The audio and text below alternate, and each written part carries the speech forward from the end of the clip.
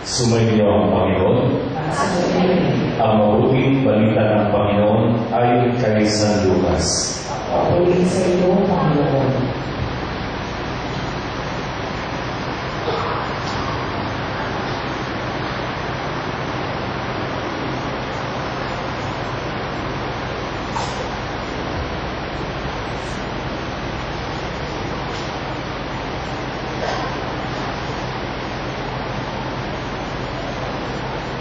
Sumayin noong si Herodes ang hari ng Judea, may isang saserdote na ang alay Zacarias sa pangkat ni Abias, at mula rin sa lipi ni Aaron ang kanyang asawang si Elizabeth.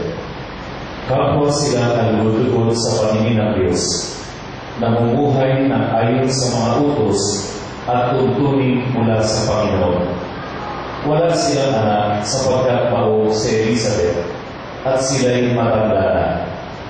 Ang pangkat ni Zacarias ang nanunungkulan noon at siya'y naglilingkod sa harapan ng Diyos bilang saserdote. Nang sila'y magsapalaran ayon sa kaugalian ng mga saserdote, siya ang nahirang na maghandog ng kamanyan. Kaya pumasok siya sa templo ng Panginoon sa oras ng pagsusunog ng kamanyan.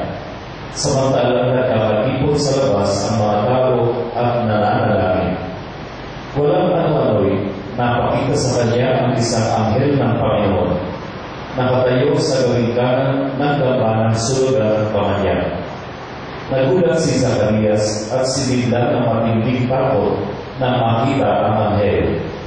Ngunit sinabi nito sa kanya, "Huwag kang matakot, Zacarias. Dininig ng Diyos ang panalangin mo. Kayo ni Elizabeth ay magkakaanak ng isang lalaki, at Juan ang ipapangalan mo sa kanya. Ikaw ay matutuwa at magiging maligaya, at marami ang magaganap sa kanyang pagsilang, sapagkat siya ay magiging dakila sa paningin ng Panginoon. Hindi siya iinom ng alak o anumang inuming nakakalasing. Sa sinapupunan pa lamang ng kanyang ina, mapupuskos na siya ng Espiritu Santo. Marami sa mga anak ng Israel ang panunumbalikan niya sa kanilang Panginoong Diyos. Mauuna siya sa Panginoon, taglay ang Espiritu at kapangyarihan ni Elias, upang pagkasunduin ang mga ama at mga anak, at panumbalikin sa daan ng matuwid ang mga suwain. Sa gayon, ipaghahanda niya ng isang bayan ang Panginoon." Sinabi ni Zacarias sa anghel, "Paano po matitiyak na mangyayari ito, sapagkat ako'y napakatanda na at gayon din ang aking asawa?" Sumagot ang anghel, "Ako si Gabriel na naglilingkod sa harapan ng Diyos. Sinugo ako upang ihatid sa iyo ang mabuting balitang sinabi ko na sa inyo.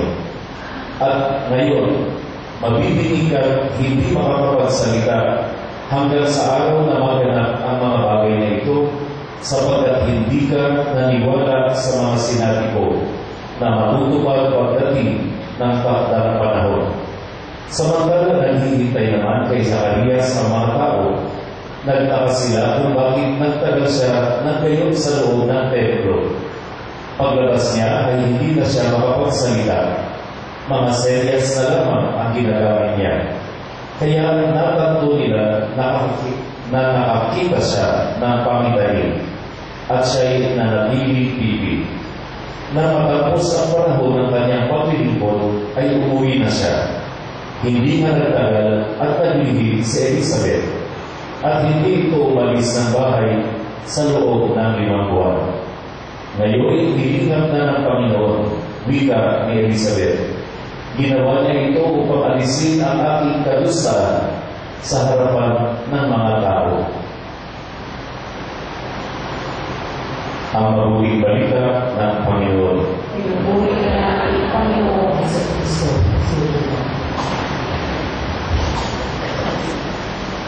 Magandang umaga po muli.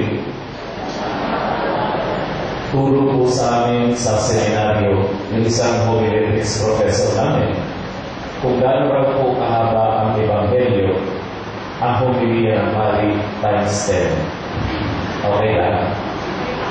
Okay lang? Hindi ko ba pag tayo nanonood ng concert kahit 2-3 oras, pagkatapos ng concert, sumisigaw pa tayo ng more, more. Eh pag tayo makikinig sa salita ng Diyos, 10 minuto, 15 minuto, naboboard tayo. No? Titingin tayo sa ilot, ang tagal-tagal naman, kailan kaya matatapos si Father. No? Pag salita ng Diyos, pag kanyang ebanghelyo na ipinamamahagi, lahat tayo inaantok na. No? Alam niyo, narinig ba yung unang pagbasa? Ano po yung unang pagbasa? Ang pagsilang kay Samson.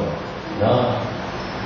Sana kung alam ko lang na ganito mangyayari sa buhok ko, sana hindi na ako nagpagupit ko lang yung baka ko. No? Para nung maubos na, pinabalik ko lang ng gano'n. Sabi ko ay magalak daw tayo. Ipinabalita na, no? Sinabi na ang mabuting balita ng Panginoon. Sabi ng mga sabagat, pinupuri kita, Panginoong Yeso Cristo. Inaantok-antok pa. Nasa 3 linggo po tayo ngayon ng Advento. At ilang araw na lang, darating na ang pinakahihintay po natin napakagandang pagdiriwang. Meron isang pari, sinabi niya sa mga bata, "O kids, malapit nang dumating. Dahil ilang araw na lang ay darating na. Kilala niyo ba kung sino darating?" Sabay-sabay yung mga bata, "Si Santa Claus." No? Okay, pag ang bata ang sumagot ng gano'n, cute. Pero pag mga may edad na ang sumagot nun, nakakahiya. Nakakaawa. No? Hindi nila alam kung sino ang darating. Magalak tayo dahil ito po si San Juan Bautista, pinapakita ng Panginoon sa kanyang kapangyarihan, walang imposible na mangyayari sa Panginoon. Ganito rin ang ginawa niya kay Maria. Hindi po ba? Walang kaabog-abog na mili ang Diyos ng isang paniwala sa lipunan, isang hindi kilala, isang walang pangalan. No? Pinili para maging ina ng Diyos. At ito po ang saysayan ng ating ipinagdiriwang. Walang imposible sa Diyos. Walang hindi mangyayari sa Diyos. Ganito po ba ang kalakas o ganito kalakas ba ang ating pananampalataya?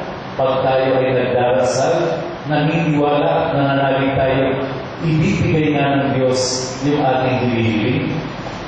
Hindi po ba lagi ang sinasabi, kapag tayo ay nananalangin, kailangan nandun yung ating buong pagtitiwala, hindi lang paniniwala. Yun ang tinatawag na pananampalataya. Pero maraming tao, sinasabi nila, naniniwala ako sa Diyos, pero ang kanilang buhay ay tila bagang walang Diyos. Sa pamumuhay, hindi nakikita na may Diyos. We profess God with our lips, but we deny Him with our lives. Okay, so ngayon po, tingnan natin yung mga darating na pangyayari. Sinabi, maghanda. Mula nung tumating ang unang linggo ng Advento, narinig natin may darating. Kaya dapat tayo habang naghihintay ay mayroong paghahanda na ginagawa. So ano yung ating gagawin paghahanda? Alam niyo, nung college ko ako, second year college, nag-aaral ako sa UST, sabi ko sa father ko, summer na, no? After na second year. So sabi ko, Daddy, ayoko mag-enroll, ayoko mag-summer class. Gusto ko mag-summer job. Ipasok mo naman ako ng trabaho. Sabi niya, anong trabaho? Sabi ko, kahit ano ko. Tapos, ang nangyari, ipinasok ako ng tatay ko, waiter. No? Pinasadya ko waiter, 1 month extra, training waiter ako sa Manila Hotel. So, araw-araw, nag-training kami. Pag waiter ka pala, no, ang mahirap palang dalhin yung tray na may mga bote ng soft drinks na wala laman. Mahirap ibalanse. Pag mabigat yung daladala, mas madaling ibalanse.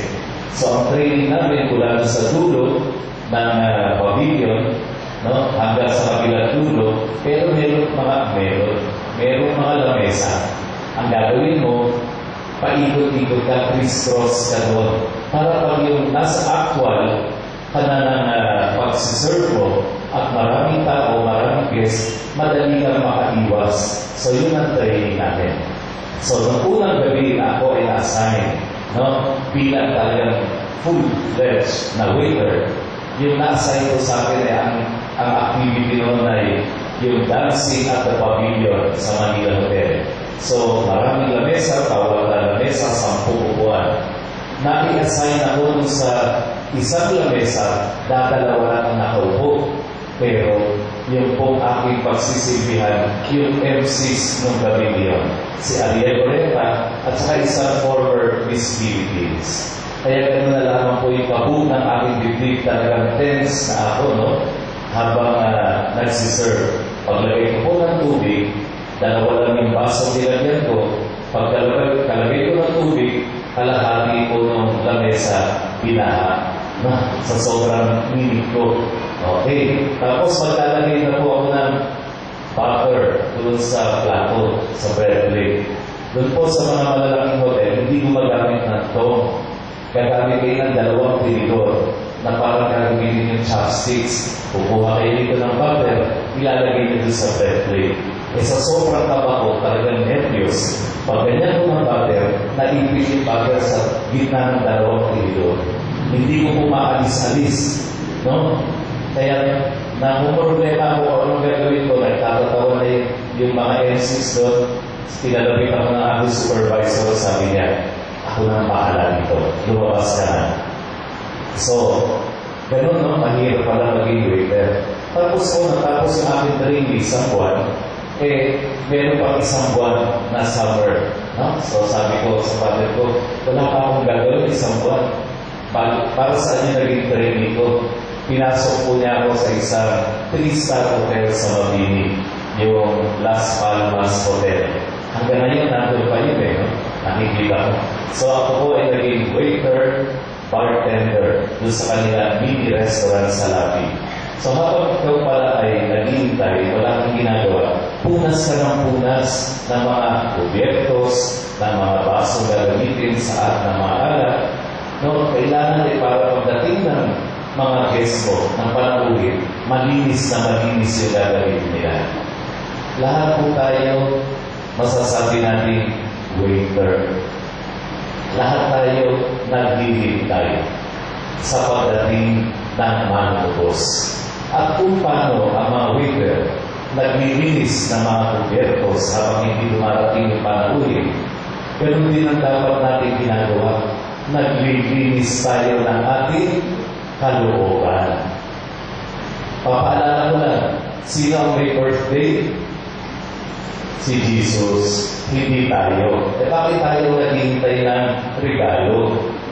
Gusto kong mag-isip, alam niyo, last Sunday, nabasa ko po, hindi po Sunday na to, the other Sunday, nabasa ko sa isang pahayagan. Nagkaroon ng survey. At ang tanong, top 5 gifts you would like to receive for Christmas. Number 1, 76% ng sumagot, gusto nila gadgets.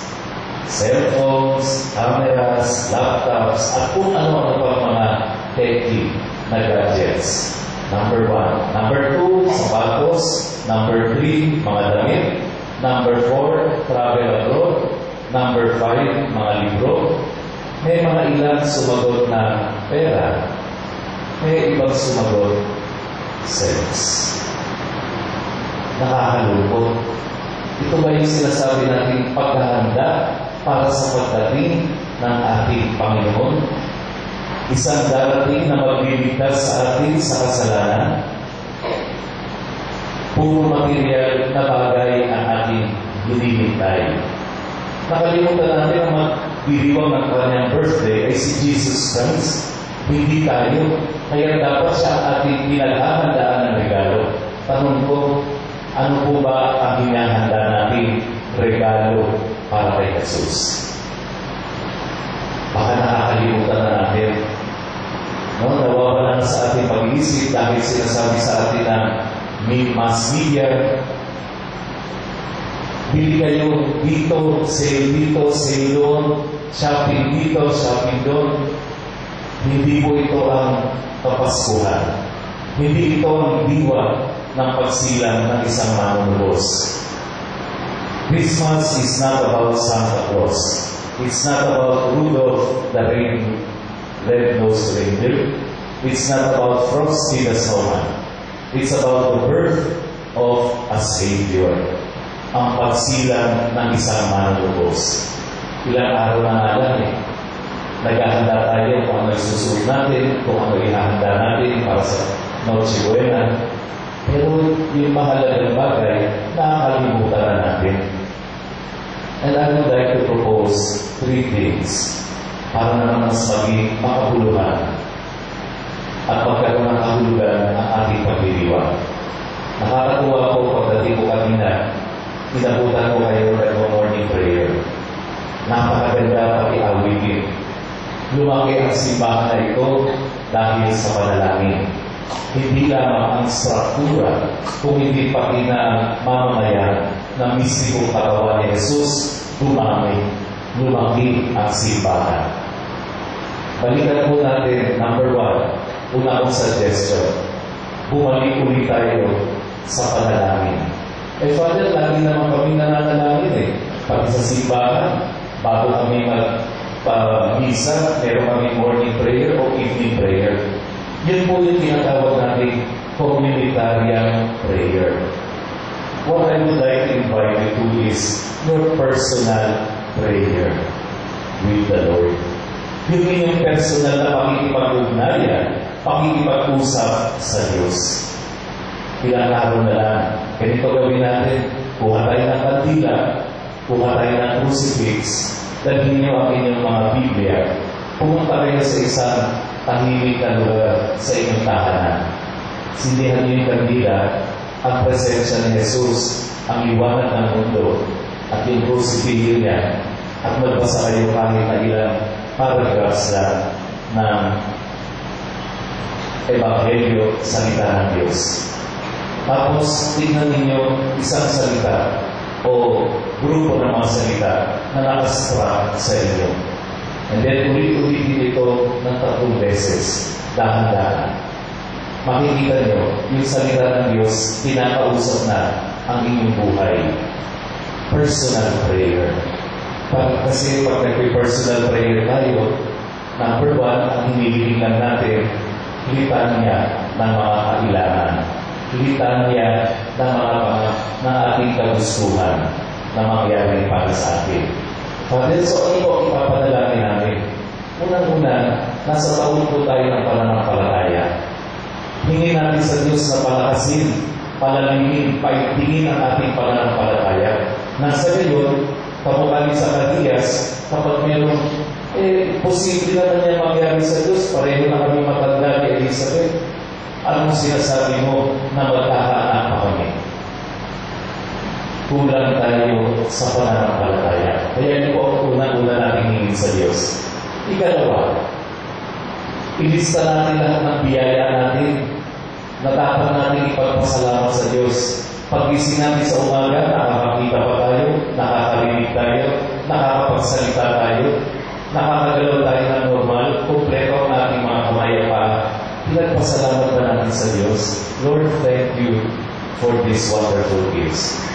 Na take for granted na natin, binaliwala na natin, pag-isip pa lang sa umaga, ang dami ng biyaya.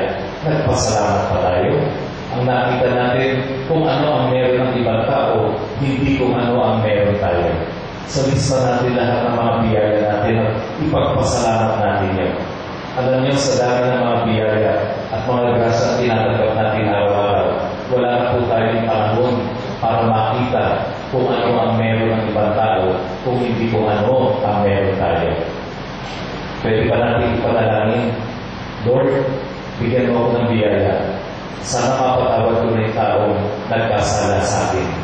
Sino-sino yung mga tao na matagal mo na hindi kinakausap? Sino yung mga tao na hindi mo na pinapansin? Nasasalubong mo, dead ba? Parang wala kang nakita. Mga kapatid, napakaiksi ng buhay. Kung ang buhay natin ay puputulan natin ang galing sa manalo, hindi pakikipagkapwa-tao, wala pong mangyayari sa ating buhay. Hingin natin sa Diyos ang biyaya nito. Kaya napakahalaga, balikan muli natin ang panalangin. Ang panalangin po ay kailangan tahimik. Yung nananahimik tayo sa isang sulok sa ating bahay at ang ating kasama lang ay ang ating Panginoon. Pag kayo, pag-usap natin yung ating mga mahal sa buhay, 3 oras, 4 na oras, buong araw, bitin na bitin tayo. Parang kulang na kulang yung panahon. Pero pag ang Diyos ang nakausapin natin, inaangkot tayo. Madali tayo ma-board. Nagdadasal tayo ng rosaryo, pero umiikot kung saan ang ating diwa. First suggestion ko, balikan natin ang pakikipag-usap, personal na panalangin sa Diyos. Ikalawa, balikan po muli natin ang ating mga pamilya, mga nanay, mga tatay, mga anak, mga kapatid. Palakasin muli natin po ang ating pinaka-diwa ng ating lipunan.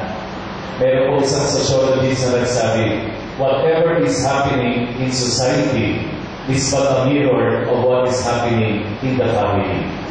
Ano man daw ang nangyayari sa lipunan ay sinasalamin lamang kung ano ang nangyayari sa isang tahanan. Bakit may pagkakawatak-watak sa lipunan? Bakit walang pagkakasundo? Bakit nag-aaway-away? Nag-iingitan? Nagsasabi kayo ang may sala kasi ganito ang nangyayari sa tahanan. Bakit maraming patayan sa lipunan? Mismo sa sinapupunan ng nanay, pinapatay ang bata. Huwag tayong magtataka kung ano po ang nangyayari sa lipunan dahil ito ay nangyayari sa isang tahanan. Kaya mga nanay, mga tatay, kahit na magalit ang mga anak ninyo, huwag kayong magsasawang pangaral magturo ng kabutihan. Kahit na sabihin na napakakulit ng nanay ko, ng tatay ko.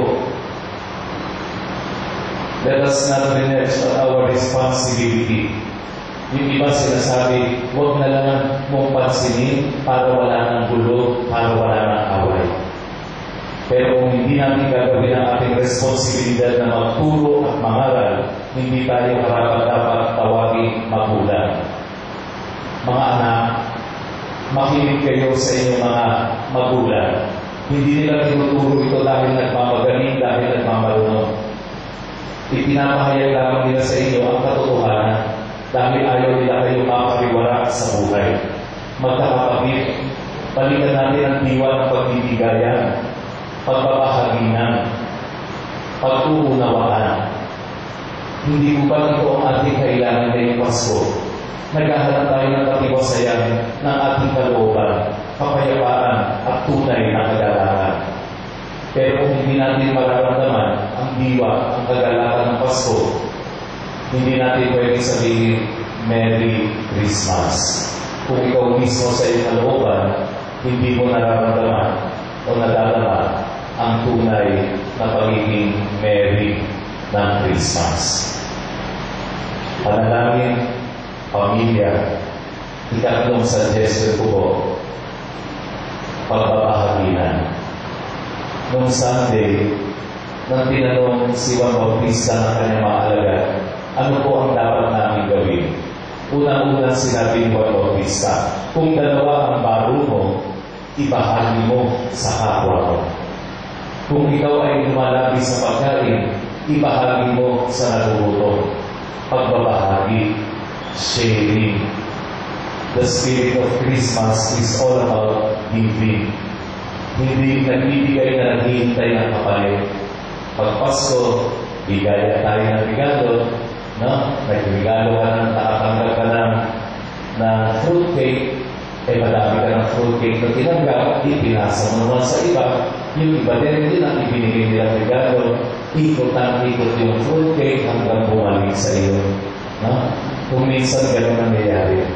Pero ang diwa ng pagbibigayan, pagbabahagi na, ay nagbibigay ka na hindi ka naghihintay na anumang kapalit. Ito ang tunay na pagbabahagi na. At mga kapatid, hindi lamang po material o physical na bagay ang nais o pwede natin ibigay. Meron po isang pilot instructor. Araw-araw, bago sa pumunta lang sa kanyang klase, bumibili siya ng donuts at ibinabahagi niya sa kanyang mga estudyante. Sa araw, pagdating niya dun sa kanyang klase, wala palang pasok. So, binibit niya ang kanyang donut, pabalik na siyang naglalakad. May nakasalubong siya isang taong kalye. Kung nandiyayahan niya magkape, sinare niya yung kanyang donut. At pagkatapos, sa kanyang pakiwari na siya ay nakagawa ng isang napakabuting bagay, sinabi niya dun sa taong kalye, ang hinihiling ko lang, ipanalangin mo ako. Pray for me.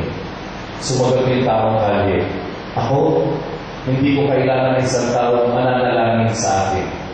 Ang kailangan ko lang isang taong magtuturing sa akin ng isang tunay na tao na may dignidad, katulad ng ibinigay ni Jesus sa bawat isa sa atin. I want somebody who will treat me as a human being with dignity. Paano pa tayo tumuring sa ating kapwa? Tinuturing lang natin mabuti yung kauri natin. Kung sino yung mga may kaya sa buhay, kung sino yung meron sinabi sa lipunan, kung sino yung mga may kapangyarihan, ang bait-bait natin. Pero pag lumapit na sa atin yung mga walang sinabi sa lipunan, the nobodies, paano natin sila itrato? Mga kapatid, lahat tayo naghahanap ng kapayapaan, naghahanap ng kagalahan. Balikan natin ang tunay na diwa ng Kapaskuhan. Manalangin tayo. Bigyan natin ng pag-asa muli ang ating bayan ng Umunlad sa pamamagitan ng pagpapalakas ng ugnayan ng isang pamilya. At bigyan po natin ang mga wala. Ibahagi natin ang meron tayo. Sabi ng Bishop Sok Villegas, kung dalawa ang sapatos mo, hindi iyo ang isa. Kung dalawa ang pantalon mo, hindi iyo ang isa. Exaggeration. Pero sinasabi sa atin, matuto tayo magbahagi. At pag nagbahagi po tayo, doon mo lang masasabi, ikaw ay nagpapasalamat sa Diyos sa dakilang biyaya ibibigay niya sa iyo. Harinawa ngayong Kapaskuhan, madama natin ang tunay na diwa, kahulugan ng Kapaskuhan. Amen.